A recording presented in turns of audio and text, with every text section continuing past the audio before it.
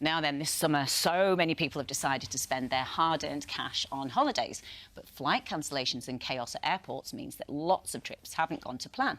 So, if yours has been delayed or it didn't meet your expectations, expert complainer Helen Judy is here to help. Always lovely to see you, Helen. You're also helpful with things like this. Flight cancellations, they look like they're going to continue over the summer. But it's quite hard to speak to an airline right now, isn't it? So what's your advice if you need to complain?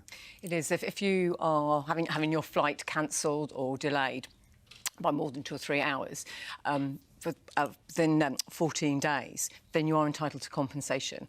So you do need to get hold of that.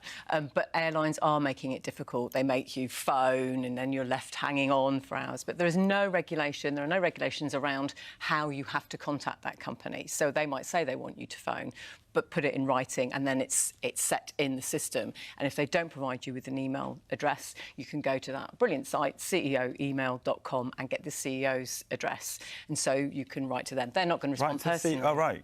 Yeah. Go to the top. Yeah, and then it gets, because there'll be an escalations team there. So, and that's like with any company, there'll be an escalations team dedicated to that. So that'll sort of fast track it. So that's really sort of for any complaint. And so make sure you're putting in the booking reference, the flight number, how long you were delayed for, and then you should get your compensation. And add, always with a complaint, put the great line at the end of, if I'm not fully satisfied with your response, then I will not hesitate in taking the matter further. And that will include, but not be limited to, and then that might be an alternative dispute resolution provider, the CAA, or review sites or court, whatever it is you're going to do. So going quite strong from the start? Yeah. If your flight doesn't get cancelled and you manage to get to your destination and then you find out you get to your hotel, it's not up to scratch, do you complain at the time while you're in the hotel, or do you have to wait until you get home? Certainly complain at the time, because if you wait and you don't do anything, they'll say, well, it can't have been that bad because you didn't do anything at the time. So in the UK, you'd mentioned the Consumer Rights Act 2015 because they haven't carried out services with reasonable skill and care. Or it didn't match the description, so it's certainly worth. And if it's abroad, you would maybe speak to the rep, but ask to speak to the manager. Take your evidence, take your photos, take your video, and then you can always follow that up with a complaint in writing later. Yeah. It's fair to say that we all need to be a little bit patient at the moment with the backlogs. And, we have Jeremy Spake, our aviation expert, on the show, just saying be patient when you're at airports and flights and everything else.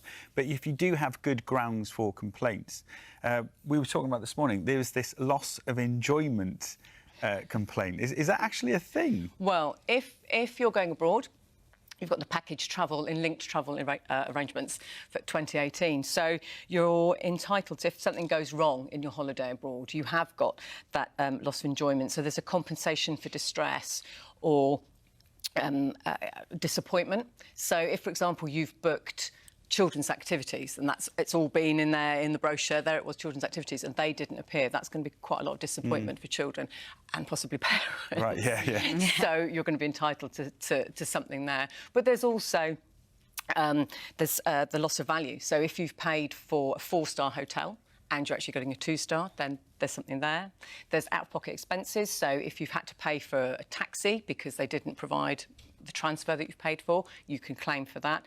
And also, if you have a personal injury out there on the holiday, you can claim for that as well. So it's good to know your rights. Yeah, absolutely. What about holiday lets then? If somebody's booked a holiday let and they're not happy and they've got some issues, who do they complain to?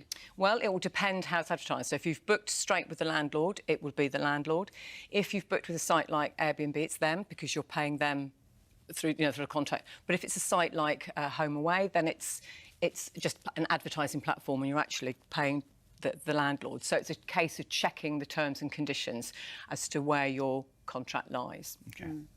So really just protect yourself, make sure that the landlord actually does own the property, because sometimes we're seeing that people are putting up properties and it's not theirs.